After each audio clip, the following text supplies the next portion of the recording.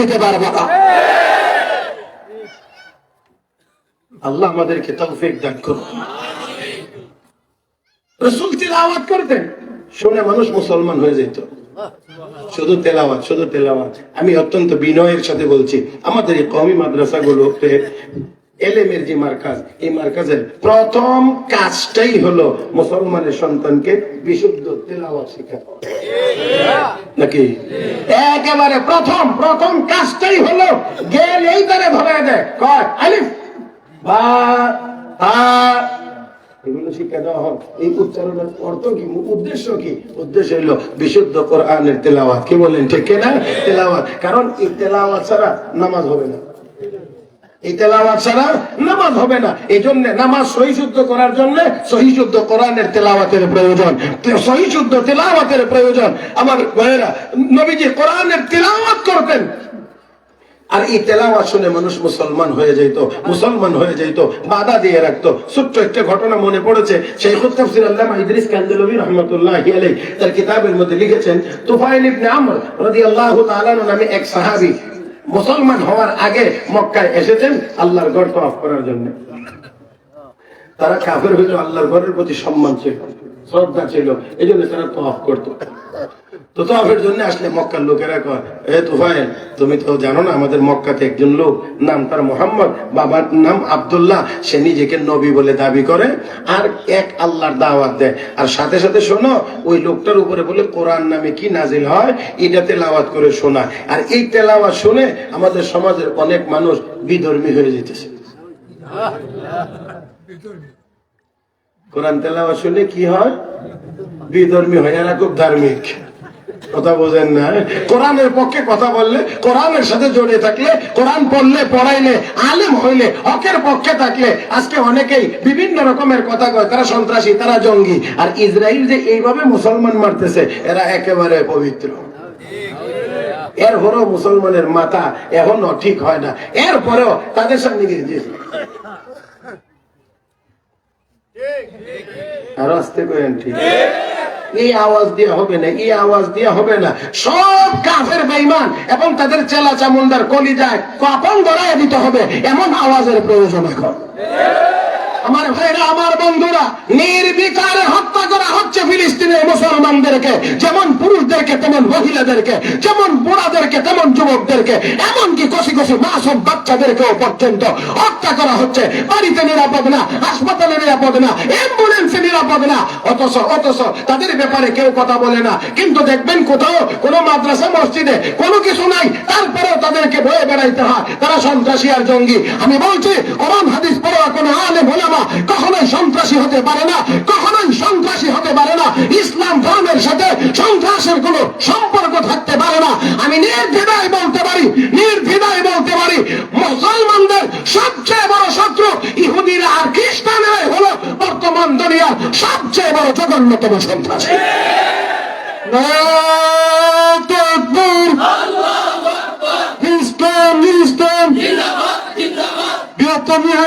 ইসলামিয়া তাহিরিয়া মাদ্রাসা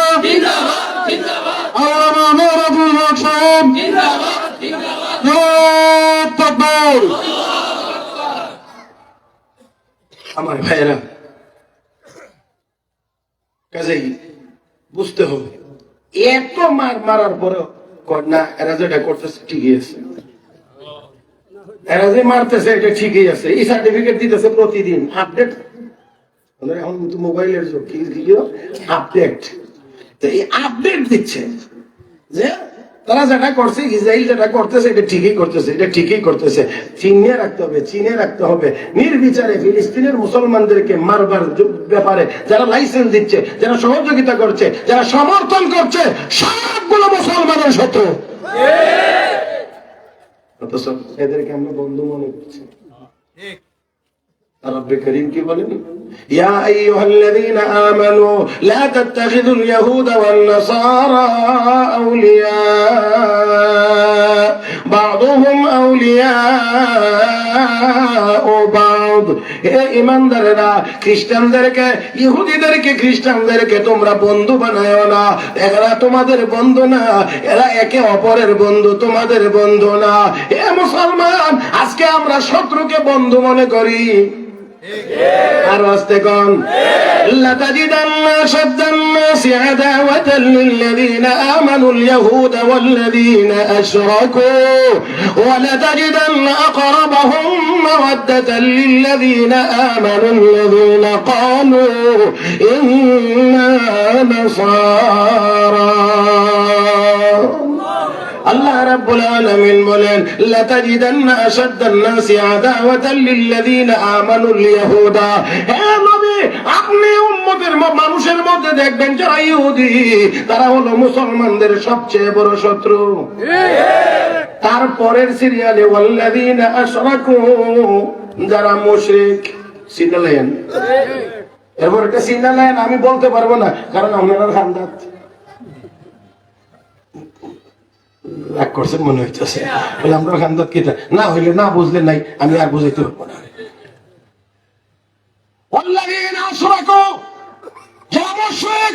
আল্লাহর কোরআন বলে তারা আমাদের 2 নাম্বার শত্রু। 1 নাম্বার ইহুদি, 2 নাম্বার কন্যা ভয় লাগে নাকি?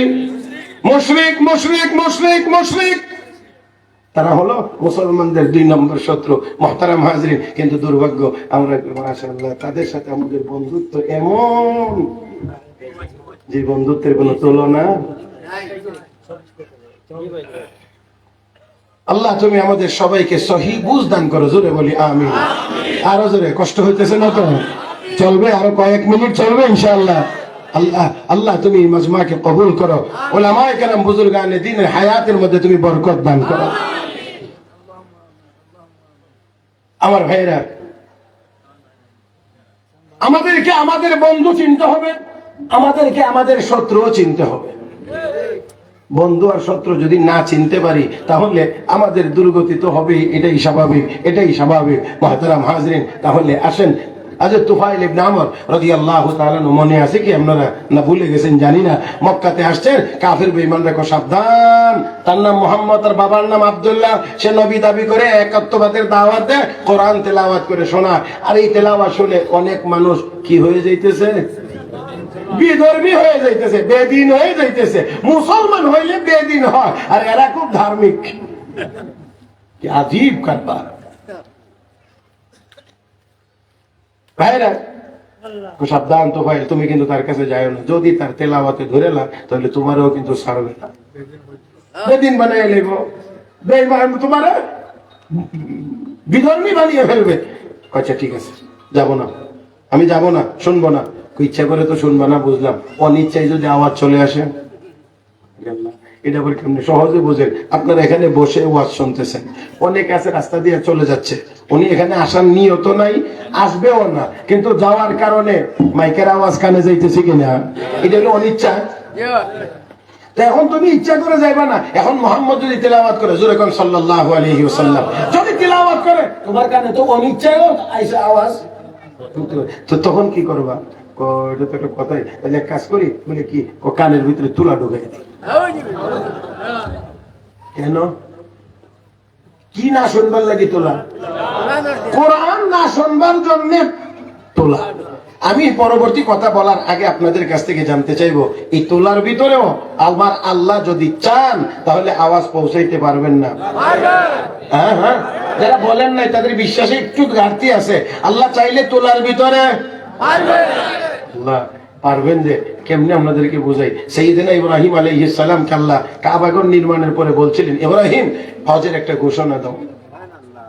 ইব্রাহিম আলাইহিস সালাম কে আল্লাহ এখানে দাঁড়ায় আমি ঘোষণা দেব, তখন তুই মাইকও নাই, মোবাইলও নাই যে লাইভ দিবে,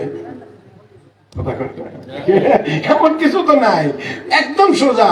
আল্লাহ এখানে এই মরুভূমিতে তোমার ঘর বানাইলাম, আশেপাশে একটা বাড়ি নাই, ঘর নাই, গ্রাম নাই, কিচ্ছু নাই, আমি এখানে ঘোষণা দিলে এই ঘোষণাটা কে শুনবে? আল্লাহ ইব্রাহিম আমি বলছি তুমি ঘোষণা দাও, ঘোষণা দেওয়াটা তোমার কাজ, পৌঁছানো না পৌঁছানো এটা তোমার দায়িত্ব না, এটা আমার কাজ। ইব্রাহিম আলাইহিস সালাম কয় আমান্না সাল্লাম না, আর কোনো কথা নাই। এবার ইব্রাহিম আলাইহিস সালাম ঘোষণা দিলেন, ইয়া আইয়ুহান নাস হালুম্মু ইলাল হজ, হে দুনিয়ার মানুষ তোমরা এই ঘরের হজের জন্য আসো, এই ঘরের তাওয়াফে আসো। মুফাসসিরিন ইকরাম লিখেন এই আওয়াজ তৎকালীন সময়ে দুনিয়াতে যত জায়গায় যত মানুষ ছিল সকলের কানে আল্লাহ আওয়াজ পৌঁছায় দিয়েছেন। তৎকালীন সময়ে যত মায়ের পেটে বাচ্চা ছিল তাদের কানে আল্লাহ আওয়াজ পৌঁছায় দিয়েছেন। রূহের জগতে কিয়ামত পর্যন্ত আনেওয়ালা যত রূহ জমা আছে তাদের কান পর্যন্ত আল্লাহ আওয়াজ পৌঁছায় দিয়েছেন। আল্লাহ পারবেন? পারেন? قل اللهم مالك الملك تؤتي الملك من تشاء وتنزع الملك ممن تشاء وتعز من تشاء وتذل من تشاء بيدك الخير إنك على كل شيء قدير। সকল ক্ষমতার একমাত্র মালিক। জবান খুলে সকল ক্ষমতার একমাত্র মালিক। ومن الناس من يتخذ من دون الله أندادا يحبونهم كحب الله والذين آمنوا أشد حبا لله ولو يرى الذين ظلموا إذ يرون العذاب أن القوة لله جميعا। আওয়াজ করে বলেন সকল ক্ষমতার একমাত্র মালিক। আমি আর আপনি হাত নাড়াইতে আছি, এটাও আমার ক্ষমতা না, এটা আমার আল্লাহর দেওয়া। এই জন্য বলছে অনেক মানুষ আছে হাত আছে কিন্তু নাড়াইতে পারে না, অনেক মানুষ তার পা আছে হাঁটতে কয় না পারে না, না না ও মুসলমান পারে না। অনেক মানুষ কান আছে শোনে না, অনেক মানুষ জবান আছে কথা বলতে পারে না। তাহলে বোঝা গেল প্রকৃত মালিক এইগুলোর আমি আপনি কেউ না, প্রকৃত মালিক প্রকৃত মালিক। चंद रोजा नजदे मस्त दर हकीकत मालिके हर शे खुदास। সবগুলো আমার আপনার কাছে আমানত। প্রকৃত মালিক প্রকৃত মালিক আল্লাহ। এই জন্য আমার আল্লাহ মাঝে মাঝে হাত অচল করে দেন, পা অচল করে দেন, কথা বলার শক্তি আমার আল্লাহ কেড়ে নিয়ে যান, শ্রবণ শক্তি নিয়ে যান, জ্যোতি চোখের জ্যোতি আল্লাহ নিয়ে যান, নিয়ে বুঝায় দেন রে বান্দা এইগুলি দিয়েই তো তোর বাহাদুরি। আমার কথা গোনা, এইগুলি দিয়েই তো হাঁটতে পারিস, কথা বলতে পারিস, হাত নাড়াইতে পারিস, কান দিয়ে শুনিস, কথা বলতে পারিস, এই জন্যই তো তোর বাহাদুরি। এই জন্য আমি দেখ একটু সামান্য যদি চাই তাহলে কিন্তু তোকে আমি লক করে দিতে পারি, তোকে আমি অচল বানায়া দিতে পারি। এটা শুধু এক দুই জনের বেলায় পারেন, সবার বেলা মনে হয় পারেন না, সবার বেলা পারেন। আমার আল্লাহ একটু একটু বুঝায়া দেন, হে বান্দা সাবধান হয়ে যা, সতর্ক হয়ে যা, সাবধান হয়ে যা, সতর্ক হয়ে যা। হে বান্দা যা কিছু তুই তোর দেখোস না কেন, যেইগুলো তোর মনে করিস না কেন, একটাও তোর না, সবগুলো একমাত্র আমার, একমাত্র আমি আল্লাহর। আমি আল্লাহ দয়া করে তোকে যতটুকু দেই তুই ততটুকুই পাবে, যতটুকু তোর কাছে রাখি ততটুকুই থাকবে। আমি চাইলে মুহূর্তের ভিতরে তোর সবগুলোকে অচল করে দিতে। মাশাআল্লাহ জোরে কান পারেননি না পারেন না আমার ভাইয়েরা, আমার বন্ধুরা। যাই হোক আসুন, বলছিলাম আল্লাহ নবীর সাহাবী কানে তুলা ঢুকাইছেন, মুসলমান তখন হন নাই। আমি বলছিলাম তুলার ভিতরে আওয়াজ পৌঁছানোর ক্ষমতা আমার আল্লাহর নাই না আছে? আরো যদি কঠিন হয় সেটাও আমার আল্লাহ পারেননি না পারেন না? আরো যদি কঠিন হয়, আরো যদি কঠিন হয় আমার আল্লাহ পারবেননি না পারবেন না? আবু জাহেল হাতে মুঠ করে ছোট ছোট পাথর কোনা নিয়ে এসেছে আর বলছে, ও মুহাম্মদ যদি বলতে পারো আমার হাতের ভিতরে কি আছে আমি এক্ষুনি কালেমা পড়ে মুসলমান হয়ে যাব। আসল কথা হলো মুসলমান হওয়া না, নবীকে অপমান করা, বেইজ্জতি করা, বিব্রত করা। উত্তর যদি দিতে না পারে তাহলে কি হাঁটবে আর বদনাম করবে। জিজ্ঞাইছিলাম, বলতে পারে না। হাতের ভিতরে কি আছে? ছোট ছোট পাথর গলা নিয়ে মুঠ করে নবীর সামনে বলছেন, আচ্ছা বলেন হাতের ভিতরে কি আছে? এটা অনেক সময় আন্দাজ করে বললেও অনেক সময় হয়ে যায়। আপনাদের এদিকে মনে হয় যে না, আমি কেমনে বুঝাইতে পারি। আমরা ছোট সময় খেলতাম সিমের বেশি, উড়ির বেশি দিয়ে ভোট করে ধরে কইতাম কজন না বেজন আছে আপনাদের এদিকে। হ্যাঁ, আরে আল্লাহ রে, যত সহজ। এখন এই যে জোর না বেজন, এটা কি কেউ জানি না কইতাম না আন্দাজ করে কইতাম, কইতাম আর কি, মাঝে মাঝে হয়ে যেত।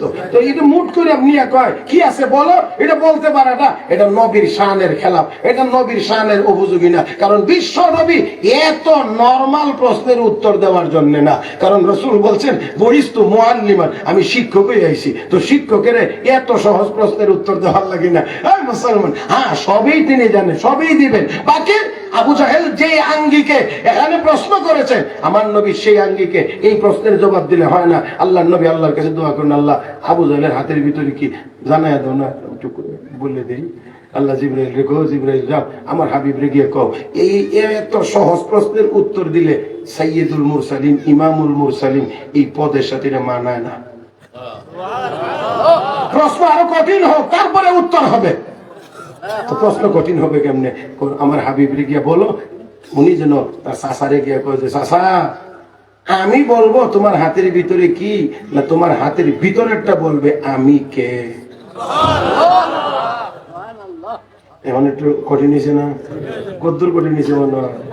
আরে আসমান জমিন, হ্যাঁ ছোট ছোট পাথর কণা। এবার নবী আবু জাহেলের সামনে গেল, চাচা কি কি কি বলছিলেন?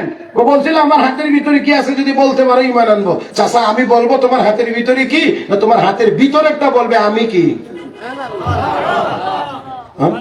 চোখ বড় হয়ে গেছে, আমার দিকে চাইলে বুঝবে। মা কয় কি এই ছোট ছোট পাথর, এটা আবার কথা বলবে নাকি? ঠিক আছে ঠিক আছে ভাতিজা, ভাতিজা এত কঠিনের দিকে যাওয়ার কথা, কঠিন যে কেমনে হইলে অত জানে না, কথা বুঝেন নাই? হ্যাঁ, এখন ভাতিজা আমার হাতের মুঠির ভিতরটা বলবে তোমার কি পরিচয়। নবী আঙ্গুল মুবারক দিয়ে ইশারা করলেন। আরে আল্লাহ, আমার নবীর আঙ্গুল মুবারক এটা তো সাধারণ আঙ্গুল না, দুনিয়ার সেরাগালি তোরাবালির আঙ্গুল না, তো এটা মুহাম্মদুর রাসূলুল্লাহর আঙ্গুল মুবারক। কিছু শক্তি কিছু পাওয়ার নাই না আছে? 4000 যুবকের আঙ্গুলের শক্তি, আমার নবীর এক আঙ্গুল মুবারকে তত শক্তি। তারপরে আমার নবীর আঙ্গুল মুবারকে আছে আধ্যাত্মিক শক্তি। সেই নবী জমিনে দাঁড়িয়ে আকাশের চাঁদকে ইশারা করলে, আঙ্গুল দিয়ে ইশারা করলে, আমার নবীর আঙ্গুল মুবারকের ইশারার পাওয়ারে 3.5 লক্ষ মাইল দূরের চাঁদ 2 টুকরা হয়ে যায়। ও তোমরা কেউ আবু জাহেল চাচার হাতের মুঠির ভিতরে আছো, একটু বলো তো আমার পরিচয় কি। সবগুলো পাথর কোনার ভিতর দিয়ে কালেমায়ে তয়্যিবার আওয়াজ বের হয়ে গেছে। এখন এই জালেমে কি করে জানেন? কত বড় জাদুঘর!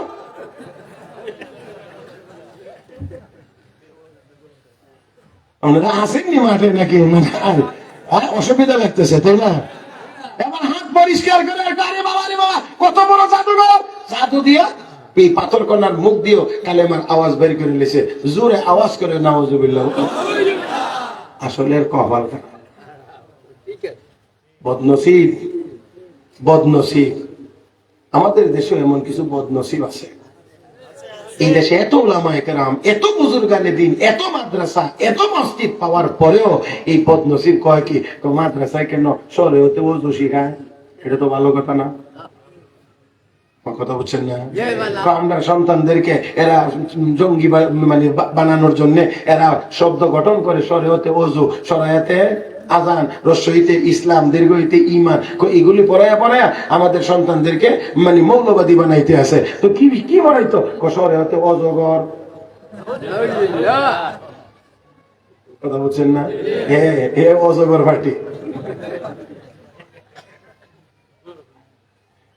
আল্লাহ তুমি মাফ করো, আল্লাহ তুমি মাফ করো।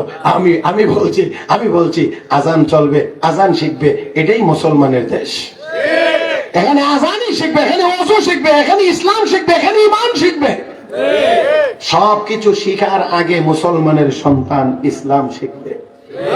কথা ঠিক কিনা? আর জোরে কোন ঠিক কিনা? সবকিছু শিখবার আগে মুসলমানের সন্তান ইসলাম শিখবে, কারণ সে মুসলমান। মুসলমান মুসলমান ইসলামের উপরই তার জন্ম হয়েছে। আল্লাহ আমাদের সবাইকে বুঝার তৌফিক দান করুন।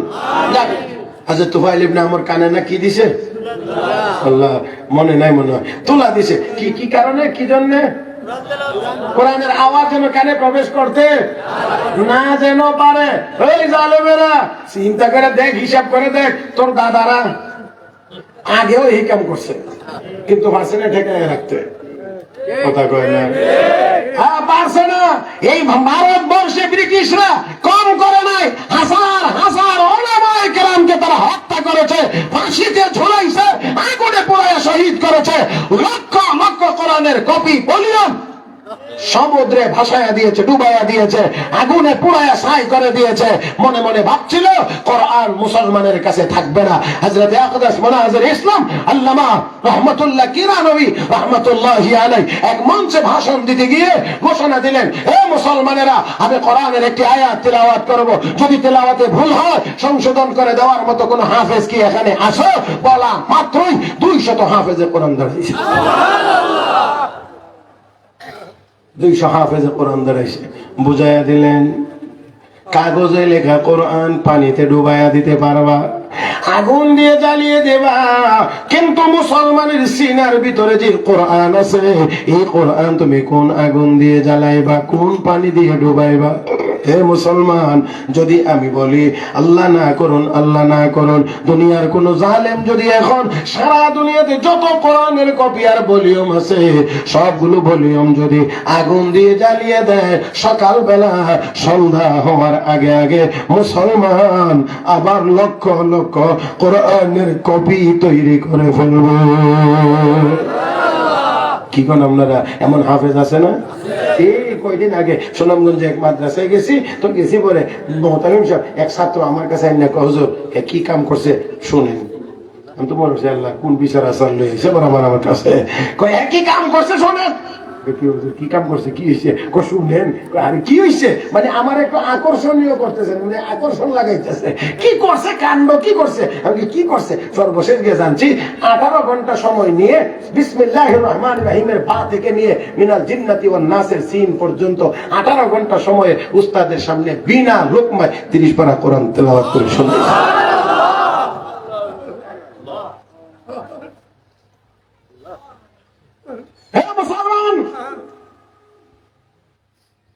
বর্তমান সময়ে এই মুহূর্তে যদি বলা হয় যে পৃথিবীর শ্রেষ্ঠ 3 জন হাফেজ বাছাই করো, পৃথিবীর শ্রেষ্ঠ 3 জন হাফেজ, তাহলে একজন আমার এই জন্মভূমি বাংলাদেশেও আছে। আপনারা জানেন আমার এই কথা বুঝছেন কিনা? যদি এই মুহূর্তে পৃথিবীর 3 জন শ্রেষ্ঠ হাফেজ নির্বাচন করা হয়, তাহলে আমার বাংলাদেশেরও 1 সোনালী সন্তান আছে যে 3 জনের ভিতরে একজন হবে।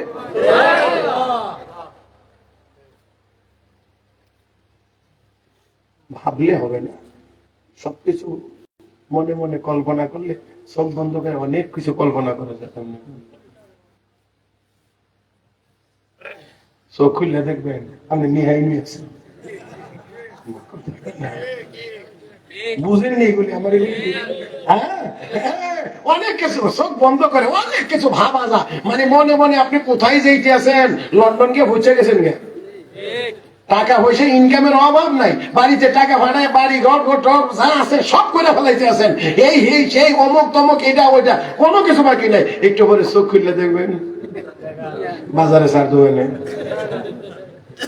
নিহান বাজারে চার দোকানে আপনি এখনো আছে। আমাদের দেশে অনেকে এরকম চোখ বন্ধ করে রঙিন স্বপ্ন দেখে, এই দেশে ইসলাম থাকবে না, এই দেশে কোরআন থাকবে না, এই দেশে মসজিদ থাকবে না, এই দেশে মাদ্রাসা থাকবে না। না দান চোখ খুললে দেখ তুই তোর জায়গা তুই আস। কথা কয় না, কথা কয় না। মুসলমান মনে মনে অনেক কিছু ভাবা যায়, বাস্তবে তা পাওয়া।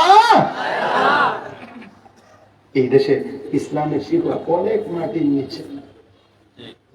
1000 বছর আগে আমার নবী আরাফার মাঠে ভাষণ দিয়েছিলেন, যে ভাষণের মধ্যে একটা কথা ছিল, ফালিয়ুবাল্লিগিশ শাহিদু মিনকুমুল গায়ব, তোমরা যারা আমার কথা এখানে উপস্থিত থেকে শুনেছো, অনুপস্থিত যারা তাদের কাছে পৌঁছায়া দিও।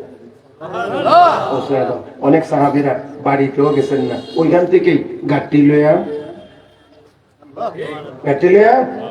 দৌড় শহরে বেরিয়ে গেছে দিনের দাওয়াতের জন্য।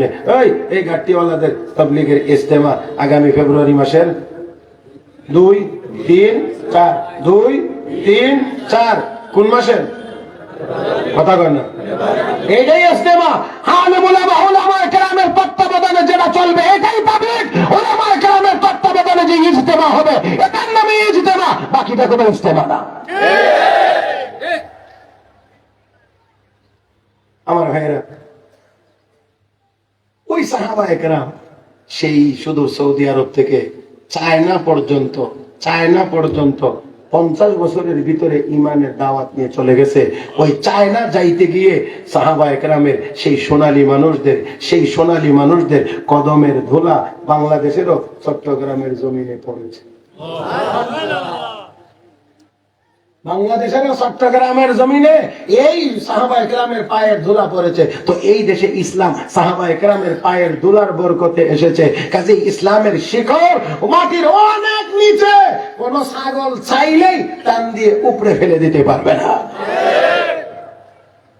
আসুন আমি আমার কথা শেষ করব। উলামায়ে কেরাম আরো আছেন, ওনারা গুরুত্বপূর্ণ বয়ান করবেন। রাসূলের সাহাবী হযরত তুফাইল ইবনে আমর বলেন, কানে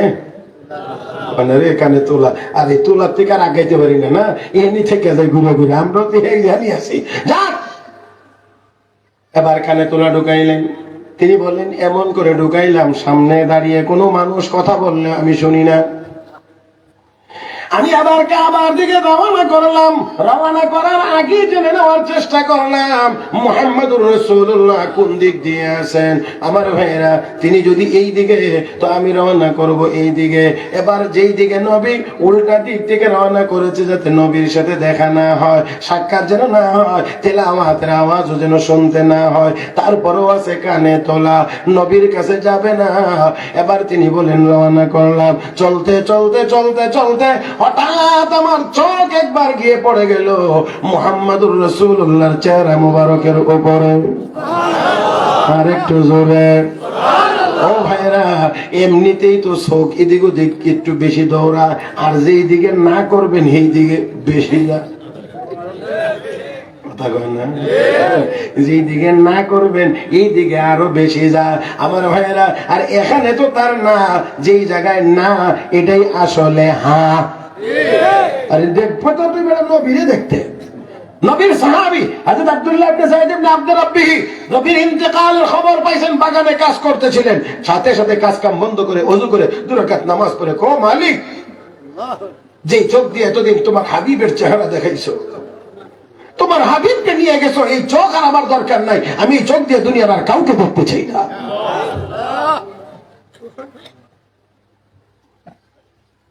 তো দেখতো না, নবীকে দেখতো, কিন্তু এইটাও দেখতো না। তবে সাধারণত যেটার মধ্যে না থাকে চোখ এই দিকে একটু বেশি দৌড়ে, এখানেই থাকি। আর কদ্দুর সামনে আগে গিয়ে আর লাভ নাই। যেখানে আমরা দেখবার কথা এখানে কম দেখে, আর যেখানে না দেখবার কথা এখানে গিয়ে দেবেন খালি। বুঝেন কি কইছি? বুঝেন? হ্যাঁ, বুঝলে আলহামদুলিল্লাহ, তো বুঝেই নিয়েছেন। এর চেয়ে বেশি আর ভাঙ্গায় বলার দরকার নাই। মুহতারাম হাজিরিন, সেই জন্য আমরা যেখানে দেখবার সেই জায়গাটাই দেখি, সেই জায়গাতে চাকাই। সেখানে মুহতারাম হাজিরিন, মা বাবার চেহারার দিকে মহব্বতের দৃষ্টিতে তাকান, আল্লাহ আমল নামায় হজের সওয়াব দান করুন। চাইতেন তো এখানে চাইতেন। তিনি বলেন, আমার নজর পড়ে গেছে নবীর চেহারা মুবারকের উপরে। যেই মাত্র করে নজর পড়ে গেছে, এখন আর আমার মন সামনের দিকে আগায় না, কদম সামনের দিকে উঠে না। আমার মন শুধু চায় নবীর কাছে যাওয়ার জন্য। আল্লাহু আকবার বল।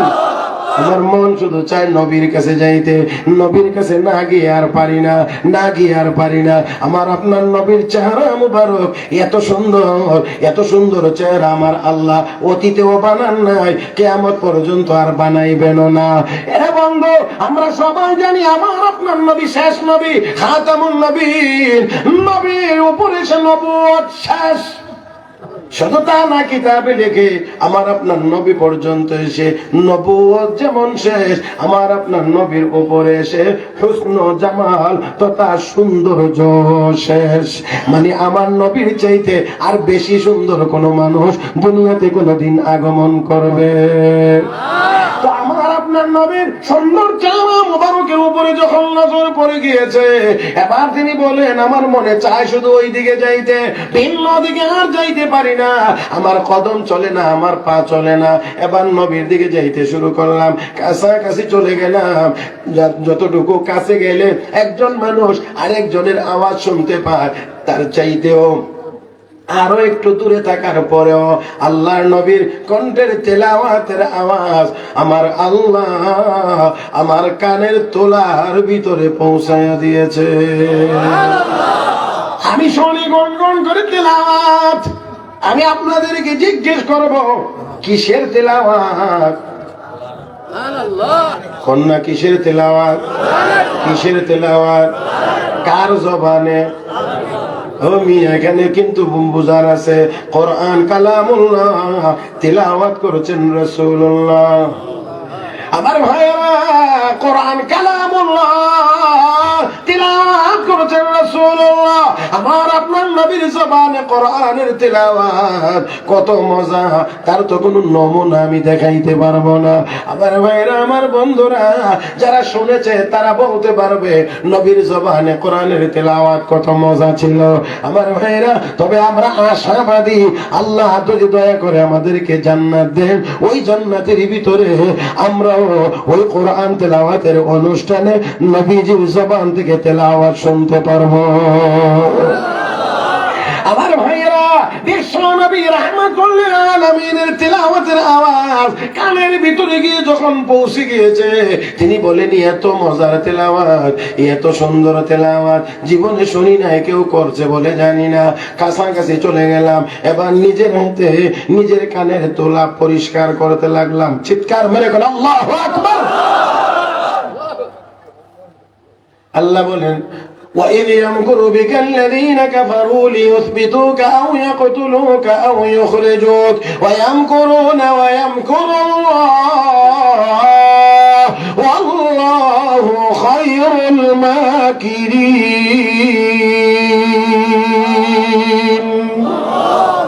তোরা ষড়যন্ত্র করবে আর আমি আল্লাহ আমার হিকমত খাটাইবো, কৌশল করব। আমার কৌশলের সামনে কারো ষড়যন্ত্র চলে না, চলবে না, শুনতে দিবে না। এবার নিজের হাতে নিজের কানে তুলা পরিষ্কার করলেন। আমার ভাইরা, এবার পরিষ্কার করে গিয়ে সোজা দাঁড়িয়ে গেলেন নবীজির পিছনে। রাহমাতুল লিল আলামিনের কণ্ঠে কোরআনের তেলাওয়াত শুনছেন। তো ফাইল ইবনে আমর এক পর্যায়ে আর নিজেকে ধরে রাখতে পারেন না, আর সহ্য করতে পারছেন না। আমার ভাইরা, আমার বন্ধুরা, নবীজির সামনে গিয়ে এবার বলতে আছেন, ও মুহাম্মদ, জোরে কোন সাল্লাল্লাহু আলাইহি ওয়াসাল্লাম, ওগো নবীজি, আপনি এত সুন্দর কোরআন তিলাওয়াত করেন, যা জীবনে কোনোদিন শুনি নাই। কেউ তিলাওয়াত করেছেন বলেও জানি না, অথচ এই তিলাওয়াত শুনতে বাধা দেয় মক্কার লোকজন। আমার বুঝ হয়ে গিয়েছে এই কালাম দুনিয়ার কোনো মানুষের বানানো হইতে পারে না। আপনাদের কি মনে হয় কোরআন কি বানানো হতে পারে? কেউ বানাইতে পারবে না? না, আমার আল্লাহ ১,৫০০ বছর আগে চ্যালেঞ্জ করে রেখেছেন, ওয়া ইন কুনতুম ফি রাইবিন মিম্মা নাযালনা আলা আবদিনা ফাতু বিসূরাতিন মিন মিসলি ওয়াদউ শুহাদাকুম মিন দুনিল্লাহ ইন কুনতুম সাদিকিন فإن لم تفعلوا ولن تفعلوا فاتقوا النار التي وقودها الناس والحجارة أعدت للكافرين। الله قرآن একটা ছোট্ট সূরার মতো পারলে বানায় আনো। এই চ্যালেঞ্জ এখনো আছে, এই চ্যালেঞ্জ এখনো আছে আল্লাহর পক্ষ থেকে, কিয়ামত পর্যন্ত থাকবে। পারলে আমার কোরআনের মতো কোনো সন্দেহ যদি থাকে, তেমন একটা ছোট্ট সূরা বানায় আনো। ইন্না আতাইনাকাল কাউসার ফাসাল্লি লিরাব্বিকা ওয়ানহার ইন্না শানিয়াকা হুয়াল আবতার, এমন একটা সূরা বানায় নিয়ে আসো। কিয়ামতের আগ পর্যন্ত কারো দ্বারা সম্ভব হবে না। মক্কার কাফের বেঈমানরা বলছিল, চাইলে এই কোরআন আমরাও বানাইতে পারি, ওটা বানায় আনো। এখন আর পারে না। এখন সর্বশেষ গিয়া কয় কি, কলা ইসাহাদা কালামুল বাশার, এটা মানুষের বানানো কালাম না। এখন তিনি বলেন এত সুন্দর কালাম, এত সুন্দর তেলাওয়াত, এত সুন্দর কোরআন বাধা দিয়ে রাখে লোকেরা। শুনতে পেরেছে, বুঝতে পেরেছে আল্লাহর কালাম, আপনিও সত্য নবী, ইসলাম ধর্ম সত্য ধর্ম। আর দেরি করতে চাই না, আমাকে এই মুহূর্তে কালেমা পড়াইয়া মুসলমান বানায় দেন। আল্লাহু আকবার। মুসলমান, শুধু মুসলমান না, আল্লামা ইদ্রিস কান্দলভী রহমাতুল্লাহ আলাইহি লিখেন, মুসলমান হওয়ার পরে কই, ইয়া রাসূলুল্লাহ, আমি একলা কালেমা পড়লাম, এটা তো যথেষ্ট না, আমার আত্মীয় স্বজনের কাছে কালেমার দাওয়াত দিতে চাই। আমার লাগে একটু দোয়া করে দেন না, আল্লাহ আমার জন্য এমন একটা কিছু দান করেন যেটা দেখে মানুষ যেন আকৃষ্ট হয়ে কালেমা গ্রহণ করে। নবীকে ঠিক আছে দোয়া করে দিলাম, দোয়া করে নবী ফু দিয়ে দিয়েছেন তার লাঠির মধ্যে। এখন লাঠি অন্ধকার জায়গার মধ্যে নিয়ে ধরলেই টিউবলাইটের মতো জেগে ওঠে। এই ব্যক্তি নবী হিজরত করে মদিনায় চলে গেছেন, আর উনি একলা তাবলীগ শুরু করছেন, ওনার আত্মীয় স্বজনের মধ্যে তাবলীগ শুরু করছেন, দাওয়াতের মেহনত শুরু করছেন। এই একজনের মেহনতের দ্বারা নবী যখন হিজরত করে মদিনায়, এই বেটার দাওয়াতের দ্বারা 40 থেকে 50টা পরিবারের সকল সদস্যকে কালেমাওয়ালা বানায়া হিজরত করে মদিনায় গিয়ে নবীর সাথে সাক্ষাৎ করেছে। আমার ভাইয়েরা, তাহলে অবশ্যই এই কোরআনের তেলাওয়াতের দ্বারা কাফের বেঈমান মুসলমান হয়। 2 নাম্বার হলো, মুসলমান যদি কোরআনের তেলাওয়াত করে অথবা শুনে, তার ঈমানের পাওয়ার বলেন কিসের দ্বারা বাড়ে? কোরআনের তেলাওয়াতের দ্বারা, গানের দ্বারা আরো বাড়ে। হ্যাঁ, কি হয়? কমেনি না কমে না, বাড়ে না, এটা আমার বুঝাই বলার দরকার না। উলামায়ে কেরাম আছেন, একটা হাদিসের অনুবাদ বলি। বিশ্বনবী বলেন, বৃষ্টির পানি পাইলে যেমন জমিনে ঘাস ওঠে, গানের আওয়াজের দ্বারা কলবের ভিতরে এমন মুনাফিকি ওঠে। মুনাফিকি গজায়, মুনাফিকি, যার কারণে এখন গান বাজনা পকেটে, এই জন্য মুনাফিক আল্লাহর মতে বস্তা ঘরে।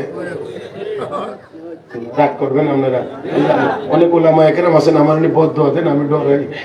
আল্লাহ রাসূল বলেন, আয়াতুল মুনাফিকি সালাস, ইযা হাদাসা কাযাবা ওয়া ইযা ওয়াদা আখলাফা ওয়া ইযা তুমিনা খানা। মুনাফিকের আলামত 3টা, কথা বললে মিথ্যা কথা বলে, ওয়াদা করলে খেলাফ করে, আমানত রাখলে খিয়ানত করে। এই হাদিসের আলোকে একটু যাচাই করে দেখেন, আপনার আমার ঘরের ভিতরে মুনাফিক নাই না আছে? খুঁজা দেখে নিজেরা দেখলে ফেলে নেবেন, এটা আর আমার বইলা দেওয়া লাগবে না, তাহলে সহজ হয়ে যাবে। তাহলে এবার আমরা বলতে চাই, কোরআনের তেলাওয়াতের দ্বারা ঈমানের পাওয়ার বাড়ে। একটা কথা বলেই আজকের আলোচনা শেষ করব ইনশাআল্লাহ। মুহতারাম হাজিরিন, হযরত আব্দুল্লাহ ইবনে মুবারক রাহমাতুল্লাহ আলাইহি, বুঝতেছি আমার কাছে একটা আমলনামা আইব। জি আমি আগে টের হইতেছি, আমি একটু জি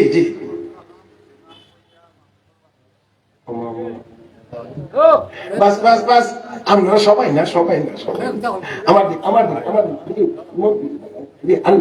এখন আমার দিক। হযরত আব্দুল্লাহ ইবনে মুবারক রাহমাতুল্লাহ আলাইহি জগৎ বিখ্যাত মুহাদ্দিস, জগৎ বিখ্যাত ফাকিহ, জগৎ বিখ্যাত মুফাসসির, জগৎ বিখ্যাত আল্লাহর ওলি। 118 হিজরিতে জন্ম, 181 হিজরিতে ইন্তেকাল। ইমামে আজম আবু হানিফার ছাত্র। ইমামে আজম আবু হানিফার ছাত্র। এখন বলে ছাত্র সেটা কি হয়েছে, আগের দিনে কে বড় আলেম এটা নির্ণয় করা হইতো, কার কাছে করছে, এই মিয়া সাহেবের কাছে, ইলার কাছে কেনা করছে, ছাত্র কেনা, এই মিয়া সাহেব, ঠিক আছে। এটাই ছিল মানে মাপকাঠি, এটাই উনি কার কাছে পড়ছে, অমুকের কাছে, উনার কাছে কে পড়ছে, অমুক, বাস আর কিছু লাগে না, বাস উনি বড় আলেম। কথা বুঝেন নাই তো? উনি ইমাম আবু হানিফার কাছে পড়ছে, আবার এই ব্যক্তিটার কাছে ইমাম বুখারী পড়ছে। কথা বুঝছেন না? এদিক দিয়ে ইমাম আবু হানিফার ছাত্র, এদিক দিয়ে ইমাম বুখারীর। তাহলে কি মনে করেন খুব ছোটখাটো না? খুব ছোট মনে হয়। হ্যাঁ, এত বড় ব্যক্তি জীবনের প্রাথমিক অবস্থায় ছিলেন মদখোর, 2 তারা 3 তারা বাজায়া গান গাইতেন মদের আড্ডায়। আল্লাহ মর্জি হয়েছে যে এই বেটার এখানে রাখুন দিত না,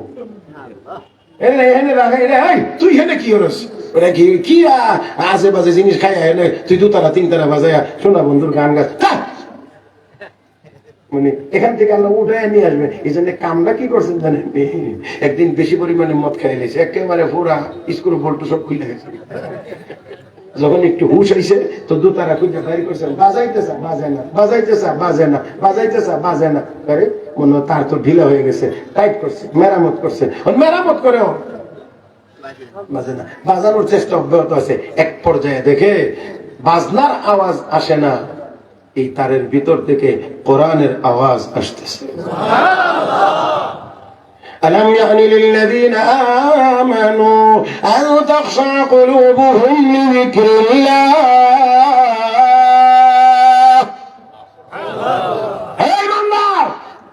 কতদিন এই মদের আড্ডায় কতদিন পড়ে থাকবে? আল্লাহর আযাবের কথা স্মরণ করে কি একটু কান্নার সময় হয় নাই? অর্ধমাতাল অবস্থায় জবাব দিচ্ছেন, বালা ইয়া রাব্বি কাদ আন, বালা ইয়া রাব্বি কাদ আন, বালা ইয়া রাব্বি কাদ আন। প্রভু সময় এসেছে, হ্যাঁ এসেছে, হ্যাঁ এসেছে। দৌড় দিয়েছেন বাড়িতে, মার কাছে গেছেন, কি মা দুতারা দিয়ে বাজনার আওয়াজ বেরিত, আজকে তেলাওয়াতের আওয়াজ শুনছি। মাগো আবার আমার প্রশ্ন করা হচ্ছে, আল্লাহর আযাবের ভয় কান্নার সময় কি আসে নাই? আল্লাহ এই এক আয়াতের তেলাওয়াত শোনায়া মদের আড্ডা থেকে বাইর করে আইনা তওবা করায়া মাদ্রাসায় পড়ায়া কোরআন হাদিসের বড় আলেম বানায়া ইমাম আবু হানিফার ছাত্র আর ইমাম বুখারীর উস্তাদ বানায়া দিয়েছেন। মুহতারাম হাজিরিন, তাহলে কোরআনের তেলাওয়াতের দ্বারা কাফের বেঈমান মুসলমান হয় আর মুসলমানের ঈমান তাজা হয়। আয়াত পড়েছিলাম, শুধু আয়াতের তেলাওয়াত শুনে যে বেড়া মুসলমান হইছে এই কথাখান বলতে গিয়েই আমার এই সময় চলে গেছে। তবে এখন আপনাদের কাছে জানতে চাই, দয়া করে কেউ লড়বেনও না, উঠবেনও না। যে লড়েন তাও বুঝবো যে মাদ্রাসার প্রতি মহব্বত কম। উঠবেন তো পরে। এই মাদ্রাসাগুলো টিকে থাকার দরকার নাই না আছে? কে কে মনে করেন দরকার আছে? একটু দুটো হাত তুলেন তো, মহব্বতের সাথে দুটো হাত তুলেন। নারে তাকবীর! আল্লাহ তুমি কবুল করো, মঞ্জুর করো, সবাই বলি আমিন। মাদ্রাসাগুলো হযরত মুফতি আমিনী রহমাতুল্লাহ আলাইহি বলতেন যে মাদ্রাসাগুলো হলো আমাদের ক্যান্টনমেন্ট, ইসলামের ক্যান্টনমেন্ট হলো মাদ্রাসা। এগুলো টিকায় রাখতে হবে। এই তালবার এই এখন উচ্চ উচ্চ মানুষের জু দেখাইতেছ। আমার দিক আল্লাহর একজন বান্দা এই মাদ্রাসা এই কোরআনের খেদমতের জন্য, নবীর বাগানের খেদমতের জন্য আমি বড় করে চাইব না, ছোট মানুষ ছোট করেই চাই। আমি চাই 5,000 টাকা দিবেন আল্লাহর এমন একজন বান্দা মর্দে মুজাহিদ কে আছেন যিনি বলবেন ইনশাআল্লাহ কোরআনের মহব্বতে এই মাদ্রাসার জন্য আমি 5,000 মাশাআল্লাহ। মাওলানা হাকিম শরীফ উদ্দিন সাহেব মাদ্রাসার মুহতামিম সাহেব তিনি দিবেন 5,000 টাকা। নারে তাকবীর! আল্লাহ কবুল করে নাও, মঞ্জুর করে নাও, মনের নেক মাকসুদ পুরা করে দাও, হায়াতে তৈয়বা নসিব করে দাও। কিনা জমশির উদ্দিন সাহেব 2 নাম্বার 5,000। নারে তাকবীর! আল্লাহ কবুল করে নাও, মঞ্জুর করে নাও, মনের নেক মাকসুদ পুরা করে দাও, হায়াতে তৈয়বা নসিব করে দাও। আল্লাহ দ্বীনের খাদিম হিসেবে কবুল করে নাও, হাসরের ময়দানে তোমার আরশের নিচে জায়গা দিও, বলি আমিন। আল্লাহর বান্দা জনাব ইসাক মিয়া সাহেব 3 নাম্বার 5,000 টাকা। নারে তাকবীর! আল্লাহ কবুল করে নাও, মঞ্জুর করে নাও, মনের নেক মাকসুদ পুরা করে দাও, হায়াতে তৈয়বা নসিব করে দাও। আল্লাহ হাসরের ময়দানে তোমার আরশের নিচে জায়গা দিও, সবাই বলি আমিন। 4 নাম্বার 5,000 টাকা দিবেন আল্লাহর গোলাম কে আছেন? 4 নাম্বার 5,000। আল্লাহ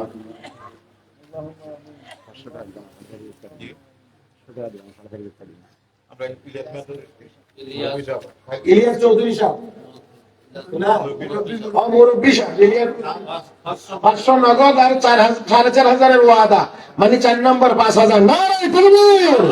আল্লাহ কবুল করে নাও, মঞ্জুর করে নাও, মনের নেক মাকসুদ পুরা করে দাও। আল্লাহ হায়াতে তৈয়বা নসিব করে দাও, হাসরের ময়দানে তোমার আরশের নিচে জায়গা দিও, আমিন। 5 নাম্বার আল্লাহর বান্দা কে আছেন? 5 নাম্বার 5,000 টাকা। ইসলামের ভিত্তি 5টা, একটু মেহরবানি করে এর সাথে মিল করে 5 নম্বর ব্যক্তি 5,000 টাকা। আল্লাহর কোন গোলাম? হাফেজ মিসবাউদ্দিন 5 নাম্বার 5,000 টাকা। নারে তাকবীর! আল্লাহ কবুল করে নাও, মঞ্জুর করে নাও, মনের নেক মাকসুদ পুরা করে দাও। আল্লাহ দ্বীনের খাদিম বানায় দাও, হাসরের ময়দানে কোরআনের শাফাআত নসিব করে দিও, আমিন। 6 নাম্বার আল্লাহর বান্দা কে আছেন? 6 নাম্বার এই তাবলীগ ওয়ালারা সব সময় খালি 6 নাম্বারের ওয়াজ করলেন। একজন তাবলীগের সাথী দাঁড়ান, হাত তুলে ইনশাআল্লাহ।